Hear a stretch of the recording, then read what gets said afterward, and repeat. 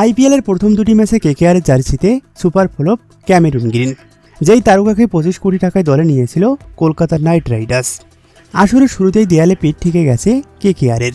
3 বারের চ্যাম্পিয়ন দল এবার মুম্বাই ইন্ডিয়ান্স, সানরাইজ হায়দ্রাবাদের বিপক্ষে পরপর দুটি ম্যাচের দুটিতেই হারতে হয়েছে। ফলে এখন পর্যন্ত কোনো পয়েন্ট অর্জন করতে পারেননি শাহরুখ খানের দল। 25.20 কোটি টাকায় কিনে নেওয়া ক্যামেরুন গ্রিন এখন পর্যন্ত কোনো আশা দেখাতে পারেননি। সাবেক তারকা ক্রিকেটাররাও তাই তাকে দলের বোঝা হিসাবেই বিবেচনা করেছেন। অস্ট্রেলিয়ার অলরাউন্ডার ক্যামেরুন গ্রিন ইডেন গার্ডেন্সে বোলিং করা শুরু করেছেন। শনিবার অনুশীলনের সময় প্রায় 3 ওভার বোলিং করেন তিনি, যা ইঙ্গিত দেয় পরবর্তী ম্যাচে তিনি হয়তো বল করতে যাচ্ছেন। কিন্তু পরপর 2 ম্যাচ হারের পর তাকে স্কোয়াডে রাখবেন কিনা সেটাই এখন বড় প্রশ্ন। এদিকে সূত্রের খবরগুলো বলছে গ্রিনের বদলে আরেক তারকাকে রেডি করেছে কেকেআর।